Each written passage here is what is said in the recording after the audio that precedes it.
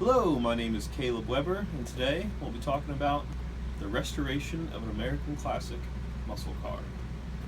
Now, when you're overhauling a vehicle, patience is important to have, as well as acquiring some organizational skills. Otherwise, you'll quickly lose parts and have less of the car than when you started. There's nothing worse than losing a few nuts and bolts, especially when you're working, well, for example, on a 67 Mustang. That's the project that we'll be talking about today. That's the project that I did.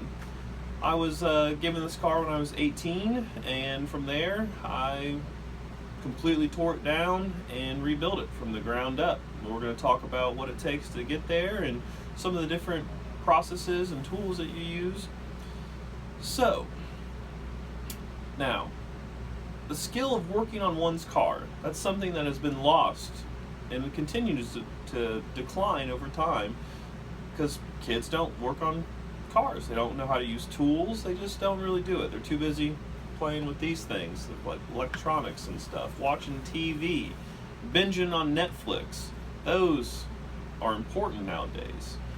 Being able to understand what a wrench is and a socket, a nut and a bolt, not so much.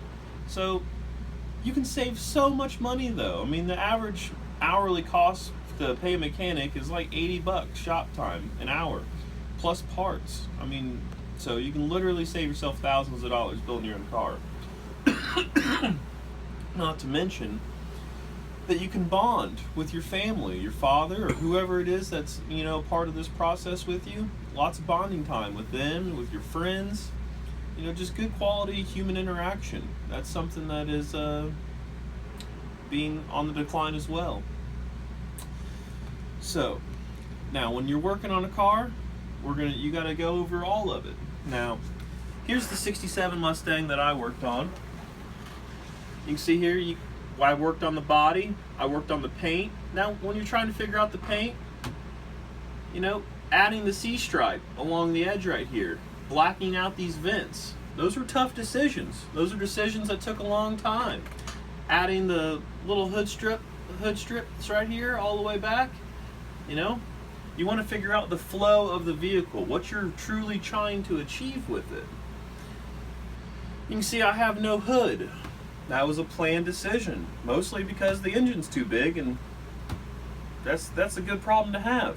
I like having a big motor. So, along with I redid all the interior and redid all the chrome around the windshield here and everywhere. Redid the brakes, the transmission, the suspension, the axles, the rear end, the drive shaft. Pretty much every single thing about that car is completely changed. Now, that's not what some people would like to do with theirs. I mean, some people want to keep it original. Now, original's one way to go, or modded out and fast is one way to go. But a budget has a big part to play in that department because life's expensive, parts are expensive. The faster you want to go, the faster you're going to be chucking $100 bills out of your wallet. So, one of the hardest and most time-consuming things about this is prepping the body for paint. It's horrible. You got to make sure all the panels are gapped right. When I say that, like the gap between this quarter panel and this door panel right here, you want to make sure that it's the same all the way throughout and nothing hits. So you get all that lined up and straightened out, and then you gotta make it smooth as you can possibly get, so that way that paint really shines and pops, like you can notice right there. Just bragging about it a little bit. Now,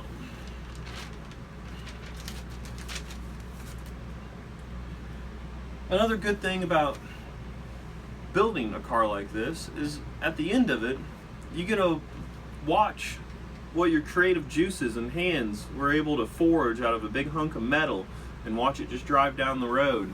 Being able to start it up and let your lady hop in, turn the tunes up and go cruising on a Friday night. That's why we build these things, you know what I mean? Like right there, that's why we do it. You're also keeping a piece of history alive. This thing, it may only get 4 miles to the gallon on high octane fuel, but Kids don't know about that nowadays. You know what I mean? They're busy driving Teslas around. You know, no one wants to drive a Tesla. You know, you want fire breathing, fine-tuned, high-performance motor. Speaking of which, let's talk about the motor in this thing a little bit here.